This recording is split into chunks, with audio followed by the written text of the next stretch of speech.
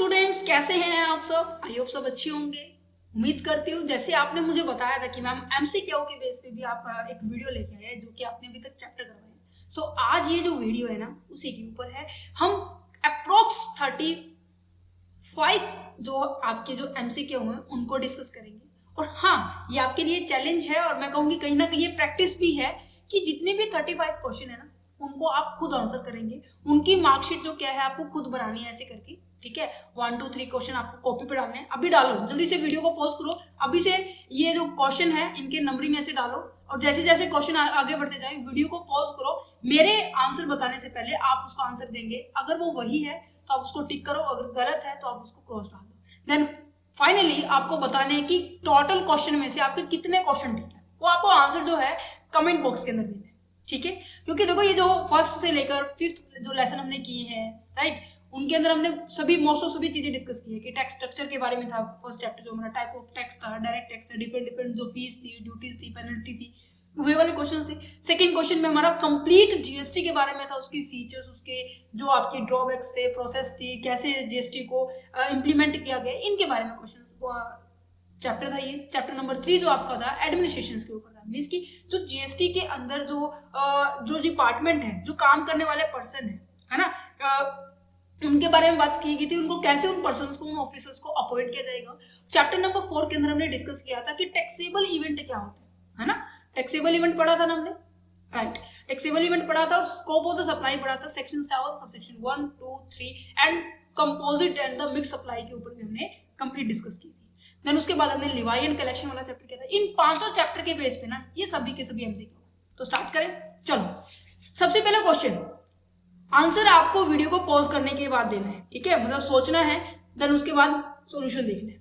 देखो सबसे पहले क्वेश्चन क्या लिखा हुआ है, जो जीएसटी की स्टैंड फॉर, जीएसटी का मतलब क्या है, फुल फॉर्म की बात की जा रही है। क्या है जीएसटी का मतलब? हमारा गुड्स एंड सप्लाई टैक्स है, गवर्नमेंट सेल टैक्स है, गुड्स एंड सर्विस टैक्स है, जनरल सेल्स टैक्स। देखो ये तो बिल्कुल भी ओके, ये सभी आपको नजर आ रहे हैं, बट हमने क्या पढ़ा था कि जीएसटी का मतलब है गुड्स एंड सर्विस टैक्स।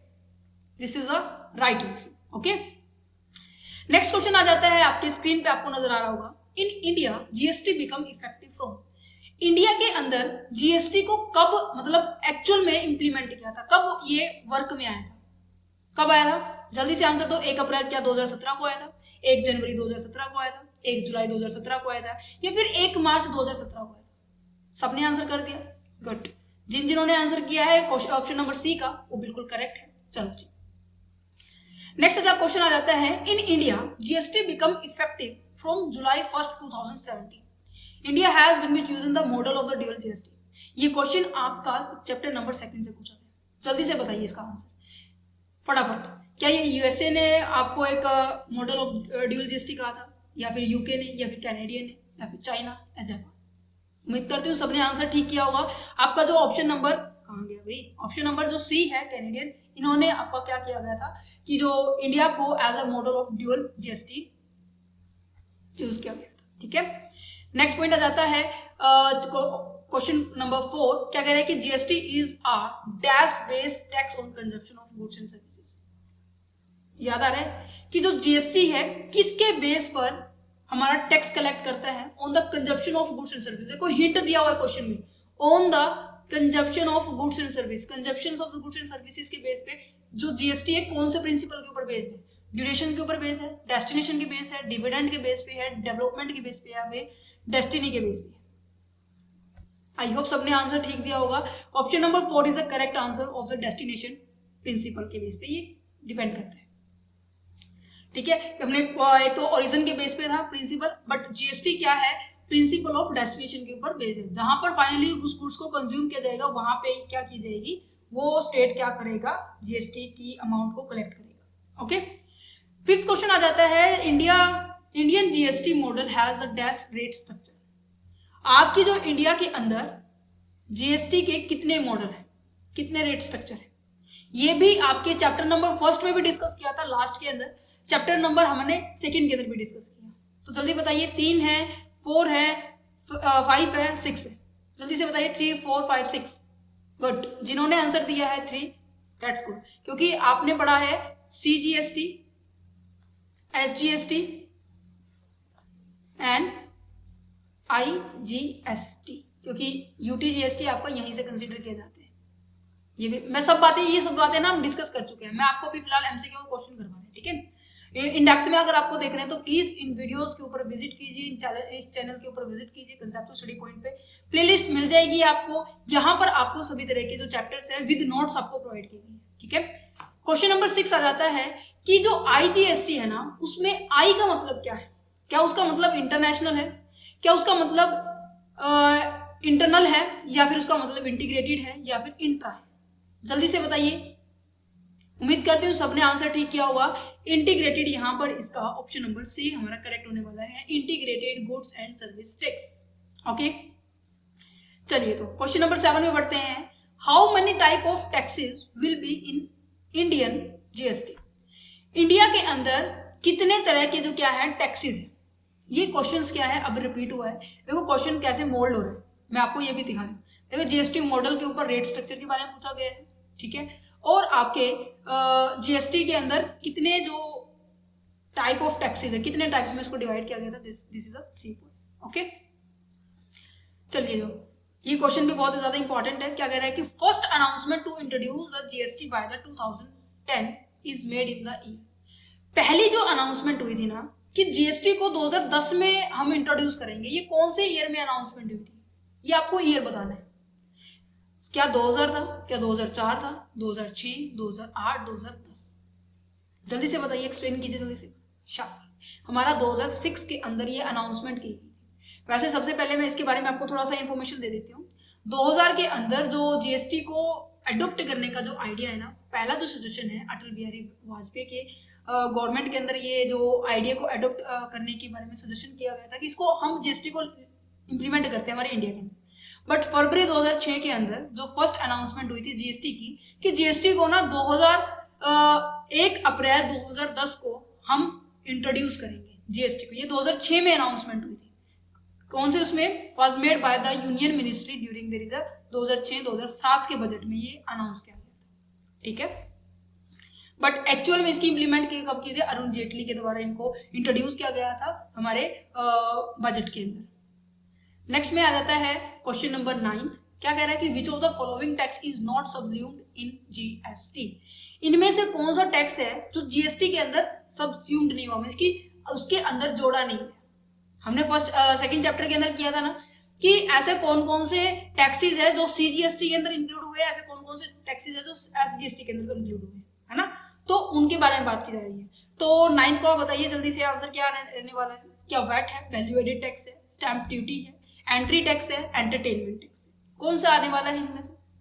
उम्मीद करते हो ये भी आपने सही आंसर दिया होगा। स्टैंप ड्यूटी हमारा क्या है, GST के अंदर इंक्लूड नहीं किया गया था। क्वेश्चन नंबर 10 के ऊपर आ जाते हैं। What are the taxes levied on the intra state supply? हमने 2 तरह की स्टेट सप्लाई पढ़ी थी। एक हमने पढ़ा था कि इंट्रा होती है, एक हमने पढ़ी है इंटर स्टेट होती है, राइट। इंट्रा का मतलब होता है विद इन स्टेट की बात की जा रही है। अगर मैं बात करूं इंटर की तो आउटसाइड द स्टेट की बात की जा रही है। Is it clear? समझ में आ गया? तो अब ये बताइए कि जो इंट्रा सप्लाई के अंदर कौन सा टैक्स लगता है, ठीक है, कौन सा टैक्स आपके ऊपर लगाया जाता है। अगर मैं बात करूं इंटर के तो कौन सा लगता है? जल्दी से बताइए। शाबाश, जिन्होंने आंसर दिया है पॉइंट C का, तो वो है CGST और SGST दोनों लगते हैं। अगर बात की जाए इंटर स्टेट की तो उस टाइम हमारा IGST लगता है। अब यहाँ पे क्या पूछा हुआ है? इंट्रा पूछा हुआ है। Is it clear? समझ में आ गया? चलिए तो बढ़ते हैं हमारे क्वेश्चन नंबर 11 के ऊपर। उम्मीद करते हूँ जितने भी बच्चे आप अभी देख रहे हैं, अपने क्वेश्चंस को मार्क कर रहे हैं, उनका 10 आउट ऑफ 9 तो आ चुका हो। क्योंकि एक क्वेश्चन आपको अलग लगा हुआ होगा कि कब कौन से बजट के अंदर ये जो GST की अनाउंसमेंट करने के लिए बोला गया था। ये वाला क्वेश्चन आपके लिए थोड़ा नया था, बट बाकी जो क्वेश्चन है आपके लिए पुराने थे, क्योंकि आपने पढ़े होंगे ना। नेक्स्ट क्या है 11 question, what is the maximum rate prescribe under the CGST? ये हमने 5th चैप्टर के अंदर ही डिस्कस किया था कि जो CGST एक्ट के दौरान जो मैक्सिमम रेट है जो कितनी हो सकती है, वो कितनी बताई थी मैंने आपको? CGST, ओनली CGST की बात की जा रही है। वैसे जीएसटी की रेट की स्लैब की वैसे मैक्सिमम रेट 28 है, इसको बढ़ा के कितना किया जा सकता है 40%। बट ये दोनों के किस में डिस्ट्रीब्यूट होते हैं, फेडरल गवर्नमेंट पड़ा है ना, हमारी जो इंडिया है फेडरल गवर्नमेंट है, फेडरल कंट्री है, क्योंकि ये क्या है सेंट्रल और स्टेट दोनों में इक्वली पावर होती है किसी भी टैक्स को लगाने की और उसमें से अमाउंट को कलेक्ट करने की, है ना। तो सीजीएसटी के अंदर कितना हो गया इसका 20%, एसजीएसटी के पास इसका कितना हो गया 20%। दैट मीन्स मैक्सिमम जो रेट है वो कितना होगा, इसका आंसर 20 होगा, ठीक है। इससे लिमिट को एक्सीड करके यहां तक पहुंचाया जा सकता है कुछ एक सर्कमस्टांसेस के अंदर। देखो ये जो पूरा का पूरा पॉइंट ना सेक्शन 9 के अंदर डिफाइन किया गया है कि प्रोविजन जो है subsection 2, there shall be a levy a tax called the central goods and service tax. जो सेक्शन 9 है वो स्पेशली डिफाइन करता है, और स्पेशली 9 है और किसके बारे में बात करता है, सीजीएसटी के बारे में बात करता है। अब जब सीजीएसटी ये बात की जा रही है तो कौन सी सप्लाई होगी, इंट्रा स्टेट सप्लाई होगी। अभी मैंने आपको बताया इंट्रा स्टेट ही सप्लाई की जाएगी, कोई और सप्लाई नहीं की जाएगी, जिसके कारण सीजीएसटी जो टैक्स से लगता है। तो फर्स्ट पॉइंट यहाँ पे ये याद करने का हो गया, दूसरा पॉइंट आपको ये याद करने का हो गया, ठीक है। केवल कौन से गुड्स सर्विसेज को छोड़ के, except the alcohol liquor of the human consumption, क्योंकि ये अभी इनसे बाहर रखा गया है। ये हमने सेक्शन अलग सेक्शन 9 के क्लोज सेक्शन 9 सबसेक्शन 1 के अंदर डिस्कस किया था, और इसके 4th पॉइंट में हमने एक्सप्लेन किया था। चैप्टर नंबर देखो मैं आपको दिखा भी देती हूँ, चैप्टर नंबर 5th का ही पॉइंट है ये। देखो हमने यहाँ पे डिस्कस किया था नॉर्मल एंड फॉरवर्ड चार्जेस के अंदर, ये एज इट इज पॉइंट है, यहाँ से ये एज इट इज क्वेश्चन यहाँ से उठ के आया हुआ है, नजर आ रहा होगा। केवल इस पॉइंट को छोड़ के, अल्कोहल प्रोडक्ट को छोड़ के बाकी सब पर क्या लगता है, जीएसटी लगता है, और पेट्रोलियम प्रोडक्ट भी है, ठीक है। और यहाँ पर जो टैक्सेबल पर्सन कौन होता है, टैक्स पेयर सप्लायर होता है, ठीक है। 12th क्वेश्चन की ओर बढ़ते हैं, क्या कह रहा है, which of the following taxes will be Levi on import of the goods and services. जल्दी से बताइए, इंपोर्ट के ऊपर कौन सा टैक्स क्या है लगाया जाता है, चाहे वो गुड्स हो चाहे वो सर्विसेज। क्या वो सीजीएसटी है, एसजीएसटी है, आईजीएसटी है, फिर एग्जम्प्ट। एग्जम्प्ट किसके ऊपर था वो भी आप मुझे कमेंट बॉक्स में बताएंगे कि किसके ऊपर एग्जम्प्ट था।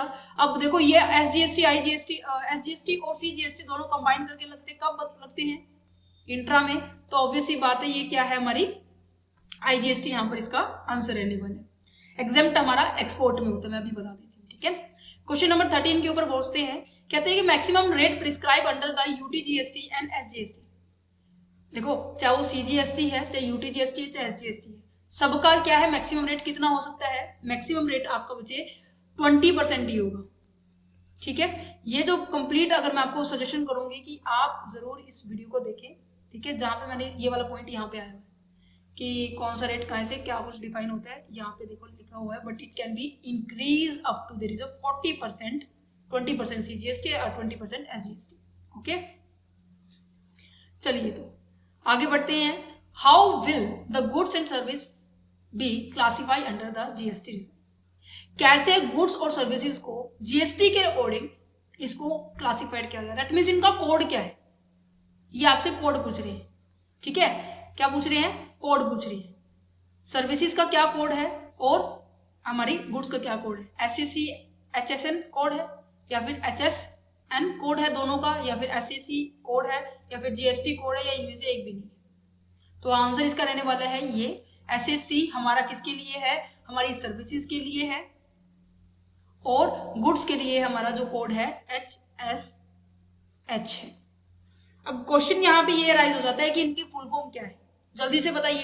क्वेश्चन नंबर 15 इनका यही आ जाता है, इनकी फुल फॉर्म क्या है, दोनों की फुल फॉर्म पूछी गई है। क्वेश्चन नंबर 15 में गुड्स के कोड की पूछी हुई है फुल फॉर्म। तो ऑप्शन के अंदर देखो क्या दिया हुआ है कि सबसे पहला क्या है, होम शॉपिंग नेटवर्क है, या फिर दूसरा harmonise system of the nominal cultures है, या फिर हार्मोनाइज सिस्टम नंबर है, होम स्टेट नंबर है। अब देखो ये गुड्स के रिगार्डिंग है, तो आपको इनमें से सजेस्ट करना है कौन सा है। तो इसका नंबर जो आंसर है ऑप्शन नंबर बी रहने वाला। और जो सर्विसेज के रिगार्डिंग जो आपको कोड दिया गया है एसएससी, इसकी क्या फुल फॉर्म रहने वाली है, service accounting code, software accounting code, system accounting code and service application code. इनमें से क्या रहने वाला है, सजेस्ट कीजिए। ये आपके लिए नया क्वेश्चन है, बट हाँ याद रखना है इस चीजों को। इसका क्या रहने वाला है आंसर, सर्विस अकाउंटिंग कोड, ठीक है। चलिए तो नेक्स्ट आ जाता है, can a person apply for registration without PAN. जल्दी से आंसर कीजिए कि कोई पर्सन बिना रजिस्ट्रेशन के रजिस्ट्रेशन के लिए अप्लाई कर सकता है without pan number. Pan number का क्या मतलब क्या है कि परमानेंट अकाउंट नंबर हमने पढ़ा था कि जो डिस्टिंक्ट पर्सन के अंदर हमने डिस्कस किया था, वहां पे मैंने इसको पूरा डिफाइन किया गया था कि अगर एक पैन नंबर के साथ काफी सारे रजिस्ट्रेशन हो सकते हैं या हो सकते हैं तो उनकी ट्रीटमेंट कैसी होगी जीएसटी के अंदर, तो वो सब डिस्कस कर लिया हमने। बट यहाँ पे क्वेश्चन क्या पूछा गया है कि क्या रजिस्ट्रेशन हो सकता है विदाउट पैन के, तो ऑब्वियसली नो। बट किसका हो सकता है, except the non resident person who can get GST registration on the basis of the other document. वो किसी और डॉक्यूमेंट के बेस पे ना वो रजिस्ट्रेशन करवा सकता है, बट ये केवल किसके लिए कंडीशन है, नॉन रेजिडेंट पर्सन की, मींस की जो भारतीय नागरिक नहीं है। तो PAN is mandatory to apply the GST registration. PAN जरूरी है जीएसटी के अंदर रजिस्ट्रेशन करवाने के लिए। चलिए तो बढ़ते हैं क्वेश्चन नंबर 18 के ऊपर। क्या कह देते हैं कि is there any ceiling limit prescribe on the rate under the IGST. उम्मीद करते हैं अब तो ये क्वेश्चन बिल्कुल एज इट इज लर्न हो गया हो। अब देखो आईजीएसटी से जो रिसीव होने वाला जो टैक्स होता है वो कहाँ का डिस्ट्रीब्यूट होता है, सेंट्रल और state as it is. But ये फर्क है कि यहाँ पे टोटल एक साथ यहाँ पे मिल जाते हैं, तो मैक्सिमम जो लिमिट है आपकी यहाँ पर 40% है।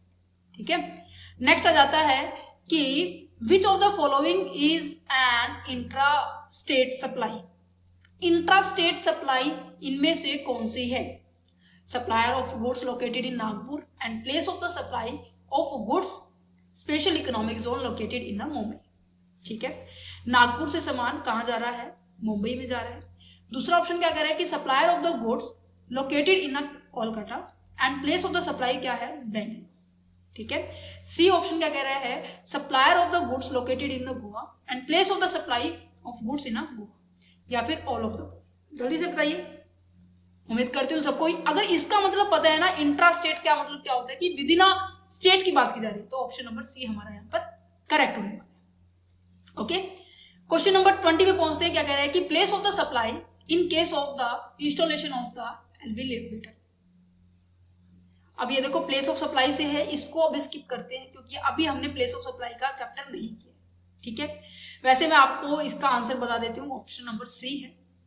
बाकी हम इसको तब डिस्कस करेंगे जब हम क्या करेंगे, प्लेस ऑफ सप्लाई का चैप्टर ऑलरेडी कंप्लीट कर लेंगे। ठीक है, ये भी 21 क्वेश्चन भी वहीं पे है। अब आ जाते हैं सीधा 22 क्वेश्चन पे, जो कि बिल्कुल बेसिक क्वेश्चन है। Where and when GST was first implemented. सबसे पहले कब और कहां जीएसटी को इंप्लीमेंट किया था, कौन सी कंट्री। उम्मीद करते हो सन के हिसाब से आपको पता लग गया होगा। 1954 है, फ्रांस है, 2017 के अंदर इंडिया के अंदर हुआ था, मलेशिया के अंदर 2015 के अंदर हुआ था, चाइना के अंदर 1994 के अंदर।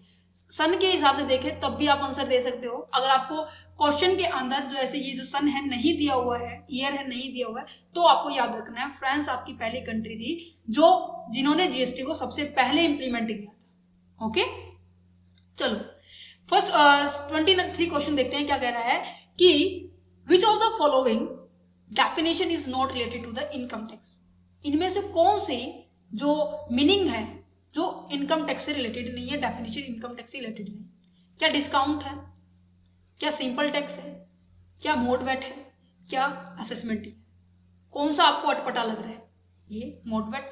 मोड वेट आपको अगर मैं बताऊं तो मोड वेट आपका एक्साइज ड्यूटी से, एक्साइज टैक्स से रिलेट करता है, ये मैन्युफैक्चरिंग से रिलेट करता है। यहाँ पे इनकम टैक्स का कोई रोल नहीं होता। ठीक है, तो यहाँ पे आपको आपके एक्सप्लेनेशन के लिए मैंने लिखा हुआ है, जो मोड वेट है is not related to the income tax, it is related to the excise tax. MODVAT की अगर मैं आपको डेफिनेशन बताऊं तो क्या है, मतलब फुल फॉर्म बताऊं तो मॉडिफाइड वैल्यू एडेड टैक्स। अब वैल्यू एडेड टैक्स ही इनडायरेक्ट टैक्स है ना, जो ऑलरेडी वेट था उसके अंदर थोड़ा मॉडिफिकेशन किया है। इनकम टैक्स कैसा टैक्स है हमारे पास, ये आपके पास है डायरेक्ट टैक्स है ना, तो यहाँ से आप थोड़ा सा डिफ्रेंशिएट कर पाए होंगे। नेक्स्ट पॉइंट क्या करें कि it is a slightly modified the version of the VAT. VAT का थोड़ा सा मॉडिफिकेशन किया है। ठीक है, VAT was the incorporated in India tax system in the year 1986 के अंदर ये मोड वेट का कंसेप्ट आया था। ओके, क्वेश्चन नंबर 24 देखो क्या कह रहा है। इस क्वेश्चन से ना आपके पांचों के पांचों चैप्टर का कंक्लूजन यहाँ पे आने वाला है। क्या कह रहे हैं कि which was the first state of India to pass the GST bill. ऐसा भारत के अंदर कौन सा राज्य है जिन्होंने जो जीएसटी बिल को पास कर दिया था। तमिलनाडु है, गुजरात है, मध्य प्रदेश है या फिर आसाम है। तो इसका आंसर आने वाला है बच्चे आसाम, क्योंकि सबसे पहले यही एक ऐसा स्टेट है जिन्होंने जीएसटी बिल को पास किया था। अब यहाँ पे जो ये इन्फॉर्मेशन लिखी हुई है ना, वो बहुत ज्यादा इंपॉर्टेंट है। क्या कह रहे हैं कि जीएसटी बिल ऑफिशियली, जिसको हम क्या कहेंगे, constitutional 122 amendment bill 2014 is the comprehensive indirect taxes on the manufacturing, sales, consumption of the goods and services in India.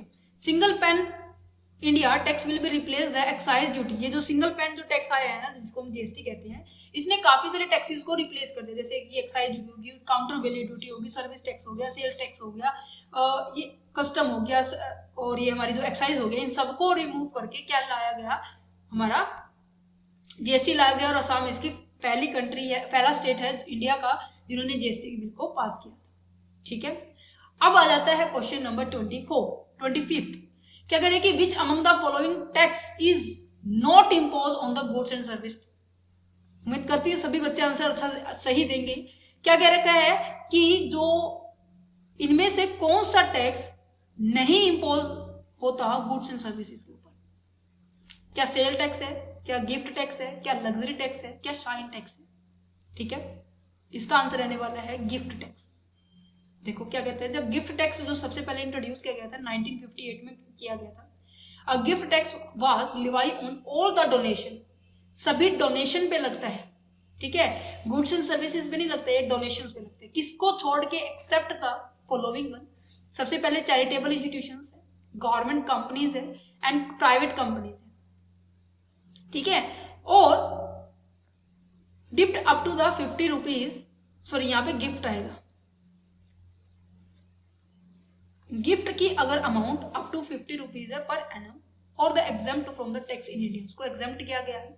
In addition gift from the specific relative, जैसे कि हमारे जो रिश्तेदार है उनसे अगर आपको गिफ्ट मिला, जैसे कि पेरेंट्स हो गए, स्पाउस हो गया, सिबलिंग्स हो गए, are also except from the tax. Gift is in another case are taxable. ये एक अलग टैक्सेबल कंसेप्ट है। ठीक है, tax on a gift in India fall under the preview of the income tax act as there is a no specific gift tax. आपने अगर income tax का concept पढ़ा होगा, वहां पे हमने डिस्कस किया था अदर सोर्सेज हेड के अंदर गिफ्ट के हमने 3 से 4 पॉइंट डिस्कस किए थे, उनका बायफरगेट किया था, है ना। तो वहीं से ये क्वेश्चन कहीं ना कहीं आप उसको इंटरलिंक कर पा रहे होंगे। After the gift tax act 1958, इसको रिप्लेस किसमें किया गया? 1998 के अंदर। आपके दिमाग में क्वेश्चन भी आ रहा होगा कि साइन टैक्स क्या होता है।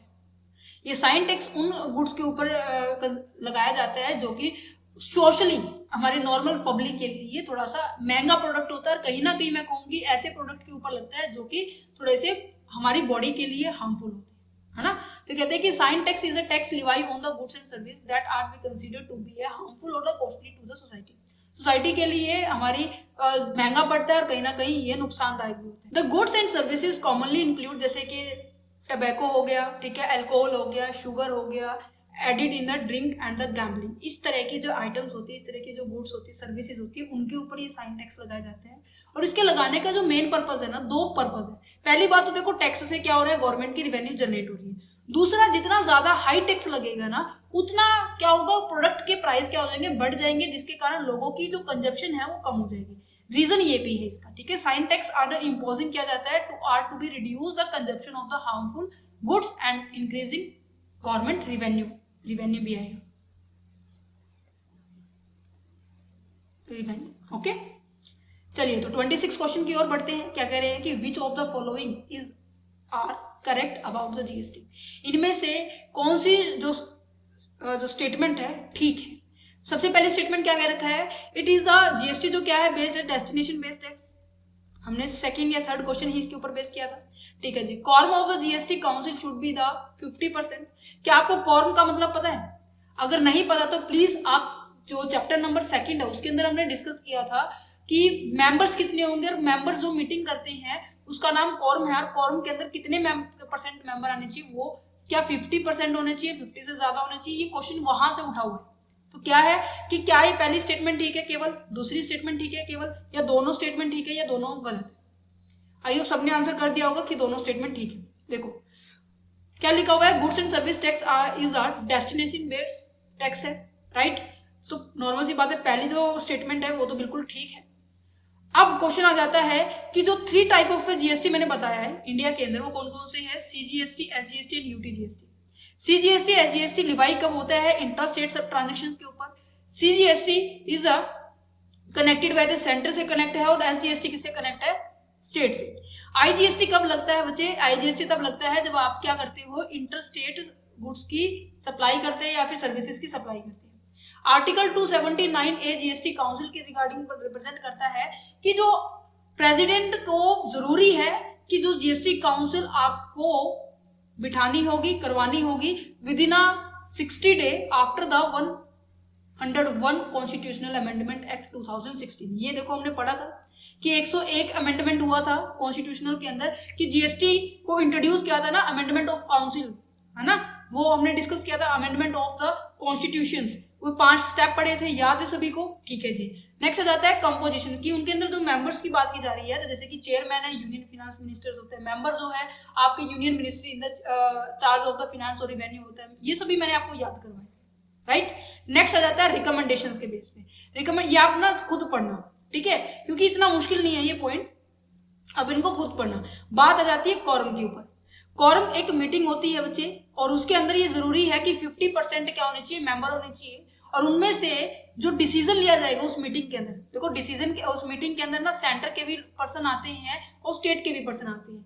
इनका जो डिसीजन है वो कितने % माना जाएगा? 1/3 माना जाएगा। इनके जो वोटिंग है डिसीजन के लिए वो 2/3 लिया जाएगा। दैट मीन स्टेट की ज्यादा इसके अंदर कॉन्ट्रीब्यूशन होती है डिसीजन लेने के लिए, ठीक है। Majority of for the decision 3/4 of the weighted vote होगी प्रेजेंट एंड द वोटिंग, ठीक है। हेंस द थर्ड जो स्टेटमेंट क्या है हमारी? इनकरेक्ट। ओके, थर्ड स्टेटमेंट में डालनी है, भूल गई। चलो मैं आपको बता देती हूँ, ये क्वेश्चन ऐसे बन सकता है। सेंटर का जो वेट लिया जाएगा 1/3 लिया जाएगा, और स्टेट का जो है 2/3 लिया जाएगा, ठीक है। उम्मीद करती हूँ समझ में आ गया होगा। बढ़ते हैं हमारे नेक्स्ट क्वेश्चन के ऊपर। 27 में क्या कहते हैं कि IGST build as soon as the stock is. अब जल्दी से बताइए, इसका आंसर मैं ऑलरेडी दे चुकी हूँ। क्या है? फेडरल है, इंट्रा यूटी है, ठीक है, या फिर इंट्रा स्टेट है, ऑल ऑफ द। तो उम्मीद करती हूँ सबने फेडरल आंसर दिया होगा, क्योंकि फेडरल का मतलब क्या है? जो मैंने आपको बताया कि जो हमारी कंट्री है इंडिया जो है फेडरल कंट्री है, क्योंकि जो टैक्स को कलेक्ट करने की, लगाने की जो पावर है दोनों गवर्नमेंट के पास है। तो दैट मीन जब पावर 2 पर्सन के पास होती है उनकी बात की जा रही है। नेक्स्ट अगर बात की जाए विच 28 क्वेश्चन की, क्या कह रहा है? Which one of the following tax is included in GST. इनमें से कौन से टैक्स क्या है जीएसटी के अंदर इंक्लूड किए गए थे? क्या सेंट्रल सेल्स टैक्स है, सेंट्रल एक्साइज ड्यूटी है, वेट है, ऑल ऑफ द अबव है? कौन सा आंसर आने वाला है? Good, all of the. चलिए तो 29 क्वेश्चन की ओर बढ़ते हैं। GST is impose on the production of all the services and goods except. GST लगता है प्रोडक्शन के ऊपर, सभी तरह की सर्विसेज, सभी तरह के गुड्स को ऊपर, बट एक्सेप्ट किसको छोड़ के? सबसे पहले क्या दिया हुआ है कि liquor intended for the human consumption की रिगार्डिंग हमने पॉइंट पढ़ा था ना, उसकी बात की जा रही है। नेक्स्ट पॉइंट क्या है? टबैको है, हेल्थ केयर सर्विसेज है, या फिर ऑल ऑफ द अबव। तो अभी बताया था मैंने आपको, जो ह्यूमन कंजप्शन के रिगार्डिंग जो अल्कोहल लेक्योर प्रोडक्ट है उनको बाहर रखा गया है। चलिए तो नेक्स्ट आ जाता है 30 क्वेश्चन के ऊपर। The product and services networking perform the following activity. ये हमारी प्रोसेस में था कि कॉन्स्टिट्यूशंस को कैसे हमें जीएसटी के अंदर जीएसटी को इम्प्लीमेंट करना है। तो 5वें पॉइंट के अंदर ये 5th पॉइंट है आपका जीएसटी नेटवर्क के ऊपर। तो इनमें से कौन कौन सी एक्टिविटी इसके अंदर आती है? क्या लिखा हुआ है? फैसिलिटेटिंग द रजिस्ट्रेशन की फैसिलिटी देती है, returning the package to the federal and the state government. Federal कहीं ना कहीं हम इसको कहेंगे सेंट्रल गवर्नमेंट की बात की जा रही है। GST calculations and the settlement and all of the above. I hope सबने ये आंसर दिया होगा, ऑल ऑफ द अबव। चलिए तो 31 क्वेश्चन की ओर पहुंचते हैं कि the term total revenue would not including the following item. इनमें से कौन सी ऐसी आइटम है जिनको हम क्या है टोटल रिवेन्यू के अंदर नहीं इंक्लूड करते? जल्दी से बताइए। सबसे पहला पॉइंट क्या लिखा हुआ है? Inward delivery that are taxed on an effective payment basis. Inward delivery का मतलब समझते हैं? चलो तो exempt supply, export of the goods and services or both, and person with the very same pen address supplying the across the state line। तो बताइए जल्दी से इनमें से कौन सा क्वेश्चन आंसर रहने वाला है? तो इसका जो आंसर रहने वाला है आपका ऑप्शन नंबर ए, ठीक है। नेक्स्ट पॉइंट आ जाता है which of the following are the GST advantage, इनमें से कौन सा जीएसटी के एडवांटेज है उनकी बात की जा रही है। सबसे पहला क्या है, establishment of a single national market. Second क्या है, strengthening the make in India programme. Third option क्या कह रहे हैं, lessening the burden of the conformity on tax payer. D option क्या कह रहे हैं, increasing in a government revenue. E option क्या कह रहा है कि dual taxation as well as the double taxation are the eliminated. इनकी बात की जा रही है। तो जल्दी बताइए इनकी कॉम्बिनेशन में कौन सा हमारा क्या रहने वाला है, आंसर रहने वाला है। तो ऑब्वियस ही बात है, एक सिंगल नेशनल नेटवर्क का प्रोग्राम भी लेके आई है, ठीक है, मेड इन इंडिया काम भी है। क्या ये जो यहाँ पर गवर्नमेंट का रेवेन्यू इंक्रीज करके, ऑब्वियस ही बात है ये भी इंक्रीज किया जा रहा है। क्या इन्होंने ड्यूल टैक्सेशन और डबल टैक्सेशन जिसको हमने कास्केडिंग इफेक्ट पढ़ा था, क्या उन्होंने उनको एलिमिनेट किया? एलिमिनेट का मतलब होता है उसको हटा दिया। Yes of course. तो यहाँ पे A B D E, that means 1 2 4 5 option देखो कहाँ कहाँ है, 1 2 4 5। तो ऑप्शन नंबर मुझे लग रहा है ये है सी में, राइट? यस, तो option number C is the correct answer. Next point आ जाता है, A supplier that consist of 2 और even more supply would be classified as the provision that describe the variable that are the subject to the higher rate of the taxation। अब देखो हमने section 8 के अंदर हमने डिस्कस किया था। Section 8 हमारा किसके अंदर था? क्यों कोई बता सकता है मुझे कि सेक्शन 8 हमने किसके बारे में डिस्कस किया था? सेक्शन 8 हमने डिस्कस किया था हमारे कंपोजिट सप्लाई और हमने मिक्स सप्लाई के बारे में डिस्कस किया था। चलिए, तो ये क्वेश्चन वहीं से पूछा गया है कि एक सप्लायर है वो किसके अंदर इन्वॉल्व है, 2 या 2 से ज्यादा जो सर्विस प्रोवाइड करते हैं, क्लासिफाई किए गए हैं as the provision that are describe. इसमें ये नहीं पूछा गया कि एक दूसरे के डिपेंडेंट है, ये नेचुरली कंबाइन है। तो कहीं ना कहीं ये जो कंसेप्ट है आपका मिक्स्ड का बन जाता है। कंपोजिट में तो क्या होता है, नेचुरली बंडल्ड होते हैं, एक दूसरे के ऊपर डिपेंडेंट होते हैं, उनके बिना एक दूसरे का काम नहीं किया जा सकता, यूज नहीं लिया जा सकता, राइट? नेक्स्ट क्या है आपका question number 34, GST stand for the goods and service tax and it is a tax system that cover a wide range of. ये किस चीज को कवर करता है? क्या ये गुड्स को कवर करता है? क्या ये सर्विसेज को कवर करता है? क्या ये गुड्स कंपनीज एंड इंपोर्ट को कवर करता है? क्या ये प्रोडक्ट सिस्टम एंड एक्सपोर्ट को कवर करता है? देखो एक्सपोर्ट के ऊपर तो लगता ही नहीं हमारा जीएसटी, है ना? तो जीएसटी कहाँ लगता है? डेस्टिनेशन बेस्ड प्रिंसिपल पढ़ा आपने, तो नॉर्मल सी बात है डेस्टिनेशन बेस्ड ही हो गया। तो एक्सपोर्ट जहां पर जाके फाइनली कंज्यूमर हो वो कंट्री जीएसटी कैलकुलेट करेगी ना। तो ये तो हो ही नहीं सकता ऑप्शन नंबर डी को एलिमिनेट करो। क्या ये खाली सर्विस गुड्स के लिए, सर्विसेज के लिए? नहीं, ये अकेला इसके लिए नहीं। तो option number C is the correct option. Okay, next point आ जाता है 35 जो क्वेश्चन है, क्या कह रहा है कि who will announce the rate of taxation to be impose under the CGST. CGST के अंडर जो टैक्सेशन सिस्टम है किसने अनाउंस किया था? कौन है वो पर्सन? किसके अकॉर्डिंग होता है? कौन सी काउंसिल के अकॉर्डिंग होता है? क्या फेडरल गवर्नमेंट के होता है? तो सेंट्रल गवर्नमेंट की बात होगी है। स्टेट एडमिनिस्ट्रेशन, जीएसटी कमीशन, या फिर central and state following the GST council proposal. Yes, this is the correct answer. Option number 4 is correct. Okay, 36 question देखो क्या लिखा हुआ, विच of the import duty below under the imposed. Import duty के ऊपर कौन सी duty क्या है impose की जाती है? जल्दी से बताइए। ये क्वेश्चन ऑलरेडी हो चुका है हमारा। Option number C is the correct answer, क्योंकि इन दोनों के ये तो हमारा इंट्रास्टेट पे होते हैं, है ना? चलिए, तो 37 क्वेश्चन कहीं ना कहीं इसका आंसर आपको मुझे कमेंट बॉक्स के अंदर देना है, ठीक है? 37 क्वेश्चन क्या कह रहा है कि इनमें से कौन सी ऐसे जो इनमें से कौन सा ऐसा पॉइंट है, ऑप्शन है जो कि ओवरऑल रिवेन्यू के अंदर कॉन्ट्रीब्यूट नहीं करते, ठीक है? क्या ऑप्शन नंबर 1, B, 3 एंड 4, ठीक है? उम्मीद करते हो जो क्वेश्चन जो एमसीक्यू की जो सीरीज है वो आपको अच्छी लगी होगी, ठीक है? इंफॉर्मेटिव लगी होगी। अगर आप इनकी पीडीएफ लेना चाहते हैं तो ऑब्वियस आप ले सकते हैं, ठीक है? ₹9 हमने चार्ज किया हुआ है पीडीएफ्स का, ठीक है? अगर आप लेना चाहते हैं तो इंफॉर्मेशन जो है कमेंट बॉक्स में गिवन है, व्हाट्सएप नंबर भी आपका गिवन है हमारा, ठीक है? और साथ ही साथ जो मेल है वो भी हमारी गिवन है, आप वहाँ पे कांटेक्ट कर सकते हैं। टीम आपसे जल्दी आपको रिस्पॉन्स करेगी इन द वर्किंग आवर, ठीक है? सो मिलते हैं नेक्स्ट वीडियो के अंदर।